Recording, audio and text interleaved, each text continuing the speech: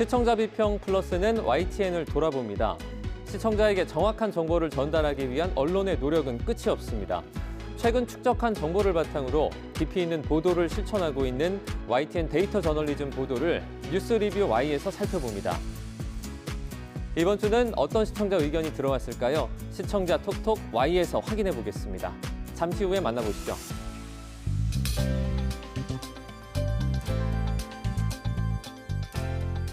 여러분 안녕하십니까? 정주영입니다. 본격적인 가을철에 접어들면서 부주의로 인한 화재가 빈번하게 발생함에 따라 관계기관별 주의를 당부하고 있는데요. 특히 매년 가을 수확기에 영농 폐기물 등의 불법 소각으로 인한 화재가 잇따르는 만큼 상습 발생 지역 중심으로 이 집중 단속에 들어갈 예정입니다. 가을철 산불 예방과 환경오염 근절에 국민 여러분의 적극적인 참여 부탁드립니다. 그럼 이번 주 시청자 비평 플러스 뉴스 리뷰 Y로 시작합니다.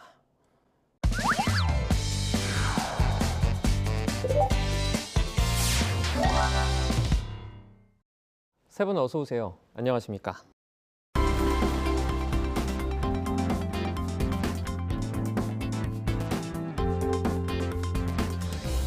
뉴스 리뷰 Y 시작해봅니다. 먼저 반유미 시청자 평가원이 가져오신 오늘의 주제부터 들어봅니다. 데이터 저널리즘은 데이터를 기반으로 사회 이슈를 분석, 보도하는 형태로서 시청자에게 보다 객관적이고 신뢰성 있는 정보를 제공하고 깊이 있는 통찰을 제시하는 역할을 해줍니다. YTN에서는 홍수, 산사태, 지진, 폭염, 멸종위기 동물과 같이 우리를 둘러싼 다양한 주제로 보도를 이어가고 있는데요. 이번 뉴스 리뷰 Y에서는 이러한 YTN의 데이터 저널리즘 보도를 함께 살펴보겠습니다. 데이터 저널리즘이라는 말 많이 들어보시긴 했을 겁니다.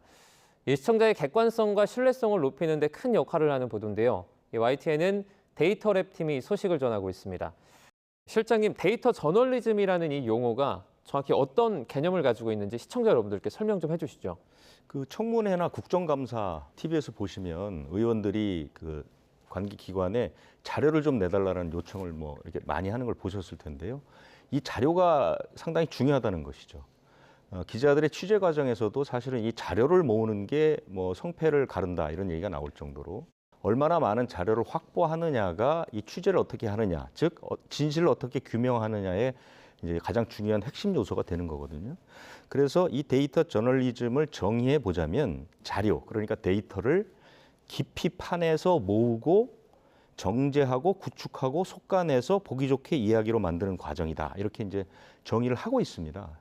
데이터 저널리즘의 과정, 그러니까 4요소를 수집, 분석, 시각화, 스토리텔링 이렇게 4단계로 나누거든요. 그러니까 제가 아까 말씀드린 것처럼 데이터를 모으는 단계, 그다음에 정제하고 구축하고 속가내는 단계, 그다음에 시각 보기 좋게 만드는 단계, 그다음에 이야기를 만드는 단계. 이 4가지 과정을 거치는 저널리즘의 한 분야다. 이렇게 이해하시는 게 가장 좀 쉬울 것 같습니다.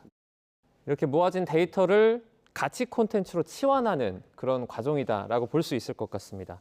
이제 크게 주제별로 보도를 분석해 보도록 하겠습니다. 먼저 기후재난 소식 전한 내용부터 저희가 살펴보도록 하겠습니다. 네, 평가원님. 네, 먼저 브라질 남부 홍수 피해를 조명하기 위해 현지 강우량 통계와 위성 영상 사진과 같은 자료를 분석했습니다. 지난 6월 기후 난민 쏟아진다 냉온탕 오가는 브라질 남부에서 데이터 저널리즘 보도를 처음 접할 수 있었는데요. 홍수 전후 상황에 관한 다양한 데이터를 비교 분석하고 현지 피해 발생 규모를 국내 상황에 비유해 시청자가 피해 상황을 더욱 깊게 체감하고 관심을 이어갈 수 있게 했습니다. 방송 이후 YTN 홈페이지에는 대홍수의 시대가 오고 있다. 동시다발 기후재난의 서막의 제목으로 디지털 후속 기사가 게재돼 있었습니다. 방송이라는 게 아무래도 시간적인, 공간적인 한계가 있다 보니까 여기서 다루지 못한 내용을 이 홈페이지에 따로 올리는 것 같더라고요. 네, 맞습니다. 홈페이지에서 방대한 양의 정보를 확인할 수 있었는데요. 데이터 저널리즘 기법의 도입 배경을 비롯해 데이터 출처, 분석 방법을 상세하게 소개하고 있습니다. 현장 상황이나 분석 결과 중심의 방송 보도에서 나아가 시청자가 해당 보도의 전체적인 맥락을 이해하는 데 도움이 됐습니다.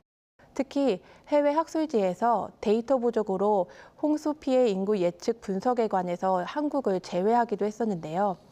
YTN 데이터랩에서 한국의 홍수로 인한 경제적 피해액을 직접 산출해주기도 했습니다.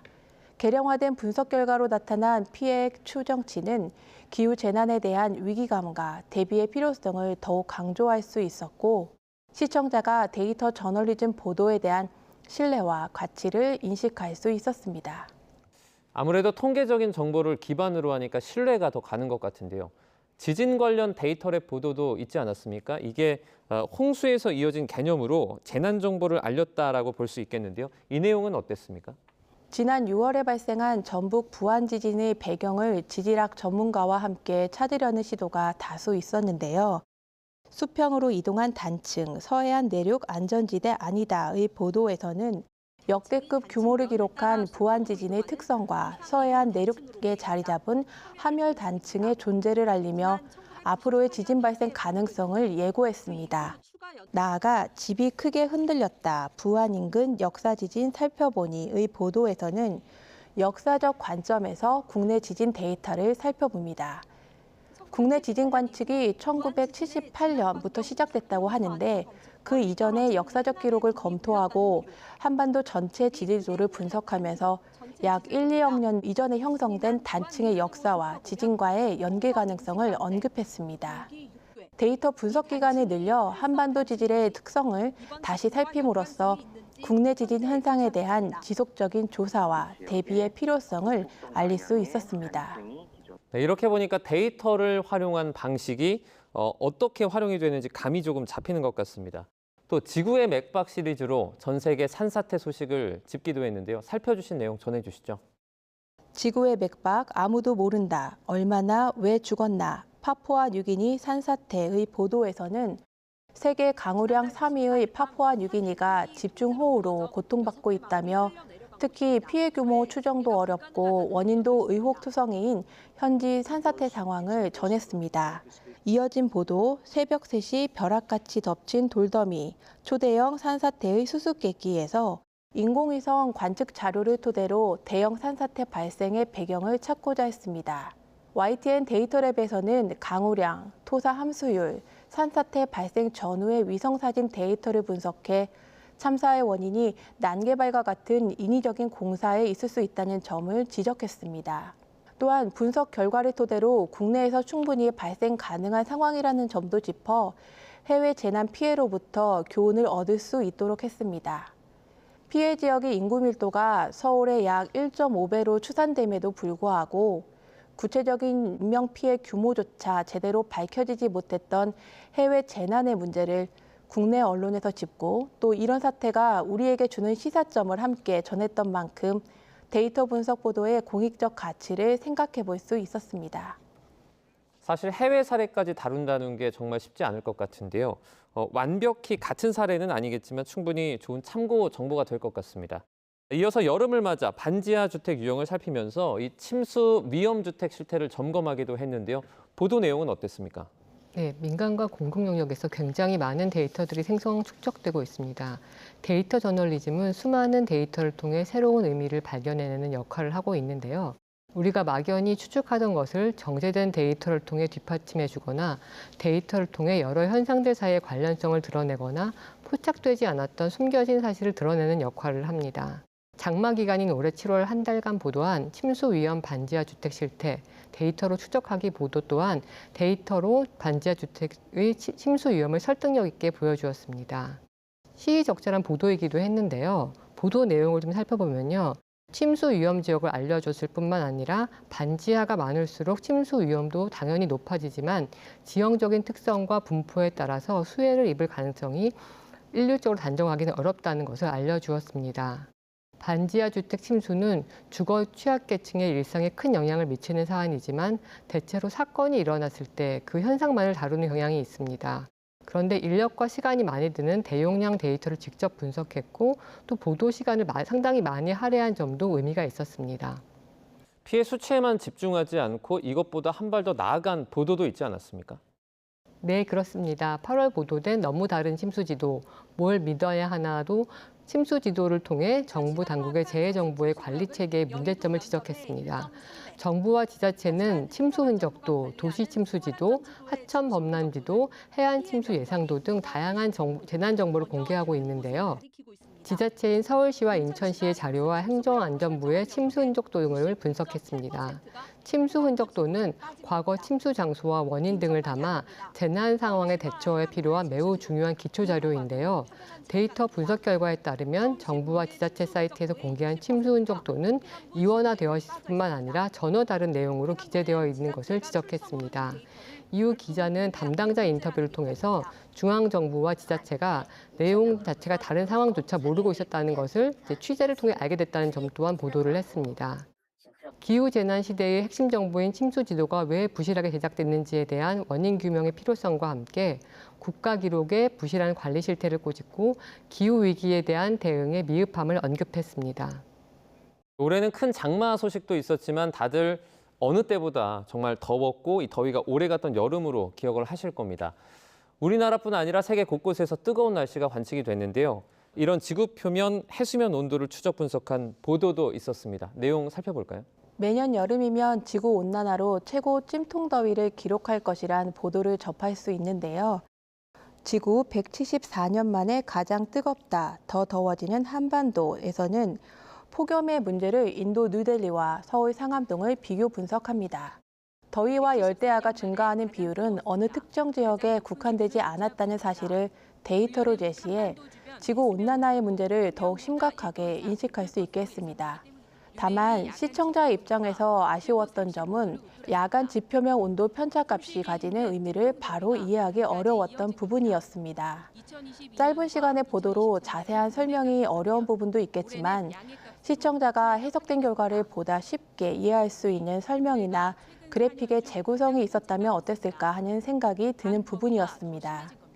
데이터 저널리즘 보도에서 인포그래픽의 중요성이 강조되는데 시청자의 눈높이에서 분석된 결과를 잘 표현해 준다면 보도의 전달 효과를 더욱 높일 수 있을 것이라 생각합니다. 저도 이제 인식의 영역에서 비교나 어떤 변화 같은 부분에서는 그래픽을 적극 이용하면 좋을 것 같다는 생각이 듭니다. 복잡한 사건이나 이슈를 깊이 있게 분석하는 역할을 수행하기 때문에 어쩌면 현대 사회에선 꼭 필요한 역할을 해낸다고 볼 수 있을 것 같은데요. 이 부분은 어떻게 생각하십니까? 데이터 저널리즘의 기능이라고 볼 수 있겠죠. 필요성 이렇게 얘기할 수 있을 텐데요. 제일 큰 부분은 정보 불평등을 해결하는 큰 역할을 하게 되는 거죠. 정보라는 게 과거에도 중요하고 지금도 중요하지만 점점 더 중요해지고 있는 이런 추세입니다. 그런데 과거에는 이 정보가 사실 상당히 불평등하게 나뉘어져 있었거든요. 그래서 정보를 많이 가진 쪽이 이 정보를 독점해서 자신의 이해를 관철하는 경우가 많았고 일반 국민들은 이해에 불만이 상당히 많았습니다. 그런데 이른바 컴퓨터, 인터넷이 보급되면서 이 부분이 어느 정도 이제 깨지기 시작한 거죠. 우리가 지금은 컴퓨터라든가 휴대전화를 통해서 무수히 많은 정보를 접할 수 있게 됐습니다. 그래서 이 정보를 잘 분석해서 전달하기만 하면 정보 불평등을 해소하는 데 큰 도움이 된다. 이게 가장 큰 역할이라고 볼 수 있고요. 아까 앵커께서 말씀하신 것처럼 이제 객관성이라든가 뉴스에 대한 신뢰도 향상도 상당히 도움이 되죠. 연구 결과를 보면 그 뉴스 소비자들이 대개 뉴스를 헤드라인 정도를 읽고 지나가는 경향이 있지만 한편으로는 아주 깊이 있는 정보를 원한다는 그런 연구 결과가 있거든요. 이 깊이 있는 정보라는 게 바로 말씀하신 것처럼 이 많은 데이터를 분석해서 시각화해서 전달하는 그런 과정입니다. 그래서 객관성이나 신뢰도 향상에 도움이 되고 이런 과정을 거치게 되면 아무래도 정부의 투명성도 상당히 높아질 수 있고요. 또 뉴스 소비자의 정치적 참여도 장려하는 이런 역할들을 할 수 있다 이렇게 볼 수 있습니다. 가장 큰 역할 중에 하나로 정보 불평등 해소 등을 꼽아주셨습니다. 이제 야생동물 집단 폐사 소식을 분석한 보도도 있었습니다. 겨울 날씨에 먹잇감을 찾다 쓰러지거나 죽은 채 발견이 됐던 사냥 소식이 있었는데요. 이 보도는 좀 어땠습니까?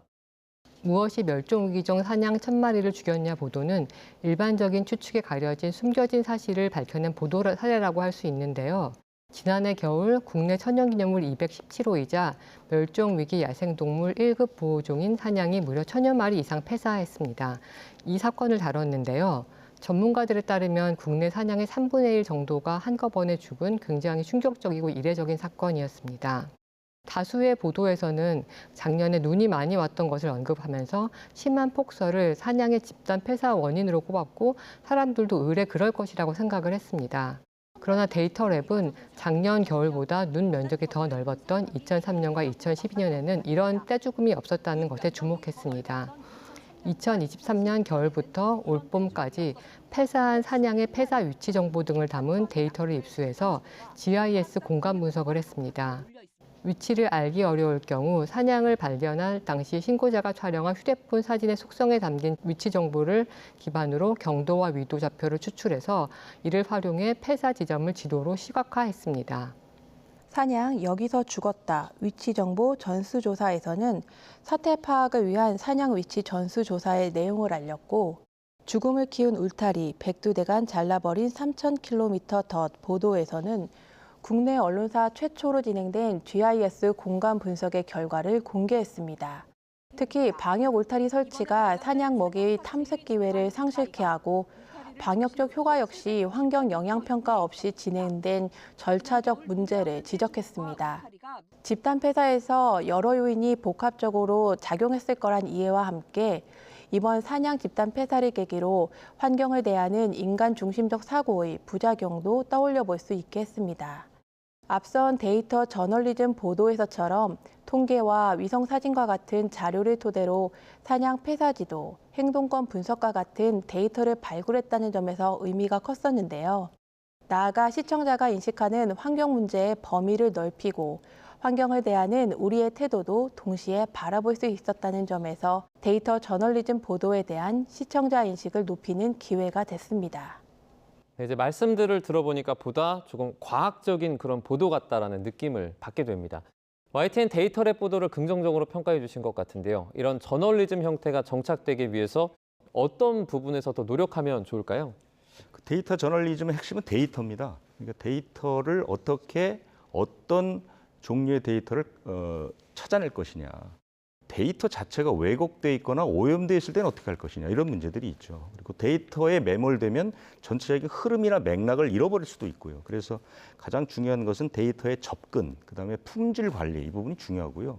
두 분 그 박사님도 말씀해 주셨지만 아직까지 이제 우리나라 데이터 저널리즘의 과제는 뭐냐면 시각화입니다. 너무 어렵습니다. 그러니까 아주 복잡하고 깊이 있는 정보를 어떻게 분석해서 가장 쉬운 표현을 해낼 것이냐 이게 중요하거든요. 그래서 이 부분 이것도 사실은 전문 기술이 필요하기 때문에 앞으로 노력해야 될 부분이고요. 윤리적 문제 같은 것도 있죠. 개인정보 보호 문제 같은 것도 이전에 그 적은 데이터보다는 훨씬 더 심각해질 가능성이 있다는 것이고요. 정보의 과잉, 그러니까 정보가 너무 넘쳐나게 되면 이걸 어떻게 관리할 것이냐 이런 것들이 데이터 저널리즘이 앞으로 이제 극복해야 될 과제가 아닌가 이렇게 생각합니다. 고품질 데이터의 수집과 그리고 시각화까지 남은 과제들 짚어주셨습니다. 그럼 오늘 뉴스 리뷰 와이 내용 정리해 보겠습니다. 이것만은 꼭 시간인데요. 평가원님부터 오늘 한 줄평 부탁드립니다.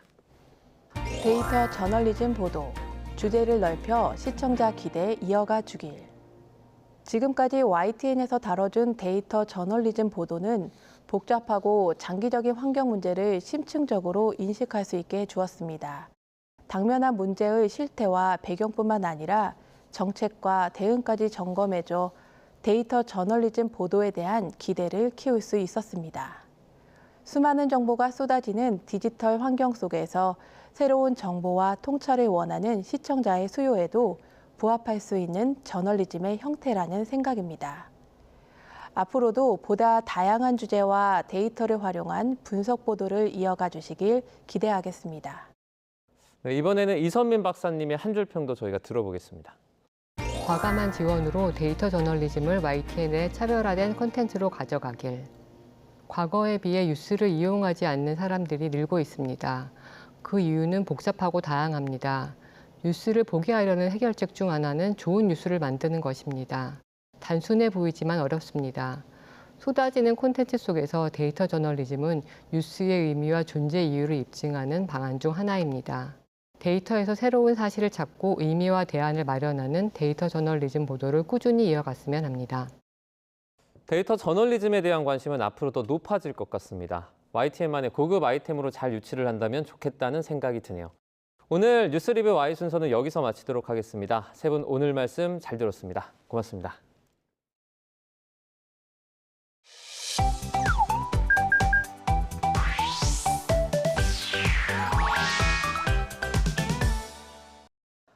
YTN을 향한 시청자 의견이라면 모두 귀 기울여 듣고 답하는 시청자 톡톡 Y 시간입니다. 오늘 주목한 시청자 의견을 AI 앵커 Y고가 소개해드립니다. 지금 바로 만나보시죠. 안녕하세요. AI 앵커 Y고입니다. 오늘의 첫 번째 주제는 국방이학원에 대한 시청자 의견을 들어봤습니다. 자세한 내용 지금 바로 보시죠.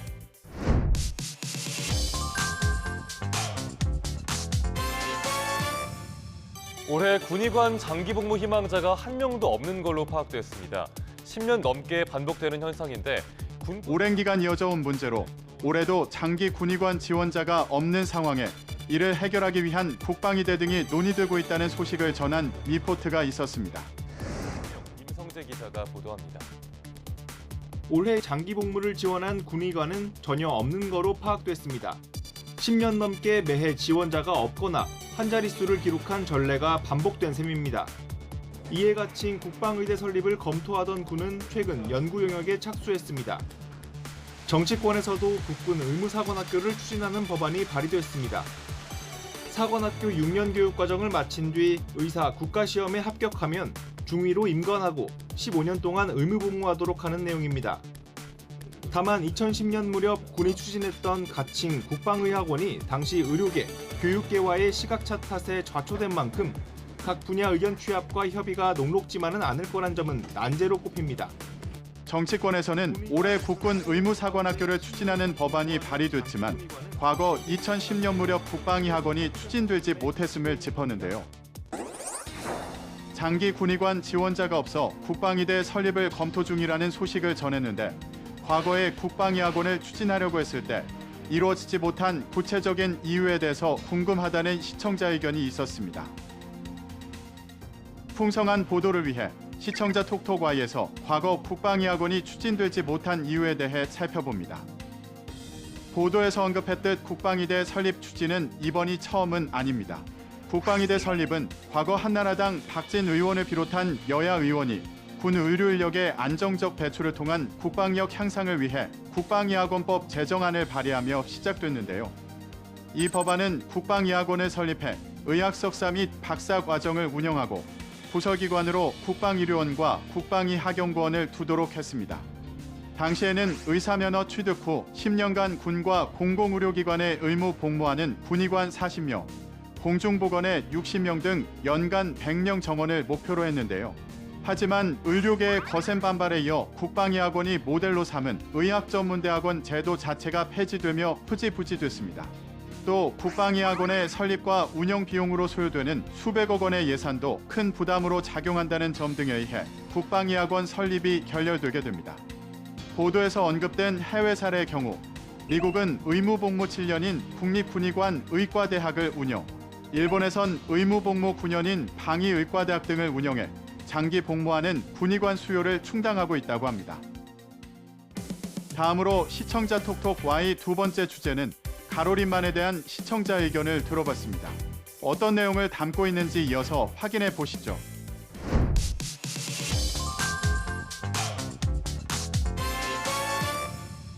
충남 지역 2개 시군에 걸쳐 드넓게 펼쳐진 가로림만 갯벌은 140여 종의 해양 식물이 서식하는 자연의 보고인데요. 충청남도 지역에 위치한 무려 축구장 1만 개 면적의 가로림만을 유네스코 세계자연유산에 등재하기 위해 노력 중이라는 소식을 알린 보도가 있었습니다. 충남 서산과 태안에 걸쳐 긴 해안가로 둘러싸인 가로림만입니다. 이 갯벌에는 멸종위기종인 흰말농개, 점박이 물범을 포함해 140여 종의 해양 생물이 서식하고 있습니다. 충청남도와 서산시가 가로림만의 생태 환경과 생물 다양성을 보존하기 위해 세계유산 등재 추진단에 의견서를 제출했습니다. 2021년 등재된 한국의 갯벌은 세계유산위원회로부터 확대 등재를 권고받은 만큼 서산시는 가로림만의 갯벌 등재 가능성이 크다고 보고 있습니다. 시청자가 잘 모를 수도 있는 가로림만에 대해 소개하고 세계자연유산에 등재될 만한 점을 살펴보았는데요. 이번 보도를 통해 가로림만의 가치에 대해서 알 수 있었는데 앞으로 유네스코 등재를 위해 행정적 신청 절차 외에도 자연적 가치를 보존할 수 있는 조성 계획 등이 궁금하다는 시청자 의견이 있었습니다. 시청자 톡톡Y에서 보도와 관련한 충청남도의 가로림만 조성 계획을 살펴봅니다. 충청남도는 서산, 태안 가로림만의 갯벌 생태계 조성을 위한 10억 원의 설계비를 정부 예산으로 확보해 국가해양생태공원 조성을 위한 새로운 돌파구를 마련했습니다. 가로림만 국가해양생태공원으로 가는 첫걸음이 될 갯벌 생태길은 가로림만 둘레 해안길 120km 가운데 단절 구간 23km를 연결하는 사업인데요. 서산 아람의 길과 태안 소량기길 등 기존 탐방로와 연계한 이 길에서는 가로림만의 바다 등 천혜의 자연 환경을 만날 수 있습니다.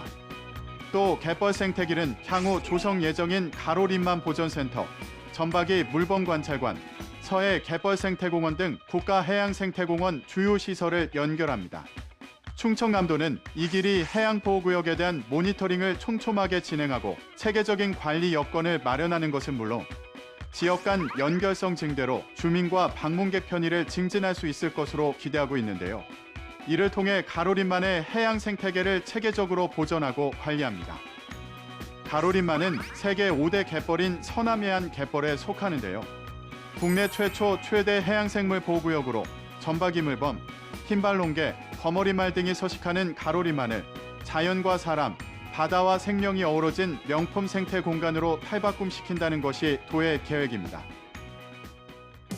마지막으로 오늘 시청자 톡톡 Y 세 번째 주제는 비닐봉투 금지 법안에 대한 시청자 의견을 들어봤습니다. 이어지는 내용도 지금 바로 만나보시죠.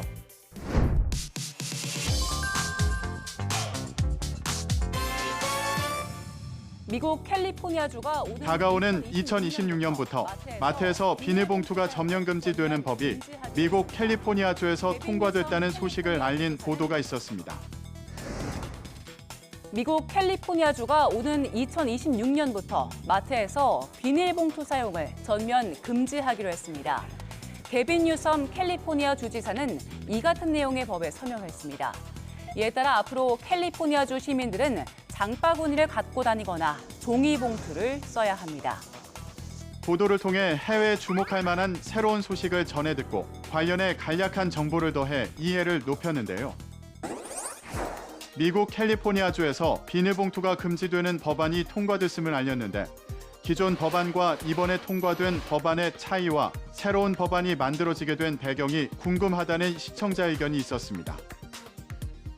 자세한 내용을 보충하기 위해 시청자 톡톡Y에서 비닐봉투 금지 법안에 대해 자세히 알아봅니다. 캘리포니아주는 이미 2014년에 얇은 비닐봉투 제공을 금지하는 법안을 통과시켰습니다. 이 법은 2016년 주민투표에서 확정됐는데요. 다만 재사용, 재활용이 가능하도록 더 두껍게 만들어진 비닐봉투는 구입할 수 있었습니다. 한 조사 결과에 따르면 캘리포니아주에서 1000명당 버려지는 비닐봉투 양이 일회용 비닐봉투 사용 금지가 시행되기 시작한 2014년에는 연간 4.08kg이었지만 2024년에는 아이러니하게도 5.89kg으로 더 늘어났다고 하는데요. 슈퍼마켓 등 소매점에서 얇은 일회용 비닐봉투를 사용하지 못하게 막았지만 재사용과 재활용이 가능하다고 알려진 두꺼운 비닐로 만든 봉투는 구매가 가능하다 보니 빚어진 결과입니다. 바뀐 법에 따라 캘리포니아주에서는 2년 뒤부터 식료품점에서 구매한 물건을 오로지 종이봉투에만 담아 집으로 갖고 갈 수 있는데요. 단, 고기처럼 오염을 일으킬 수 있는 식품을 포장하는 데 한해 비닐봉투를 사용할 수 있습니다. 환경단체인 환경미국연구정책센터에 따르면 미국에서 비닐봉투 사용을 금지한 주는 캘리포니아를 포함해 12개입니다. 또한 그 외에 28개 주에 수백 개의 도시가 자체적인 비닐봉투 금지 조치를 취하고 있다고 합니다. YTN 방송의 부족한 부분을 채우는 시청자 톡톡 Y 시간. 다음 주도 다양한 시청자 의견과 함께 돌아오겠습니다.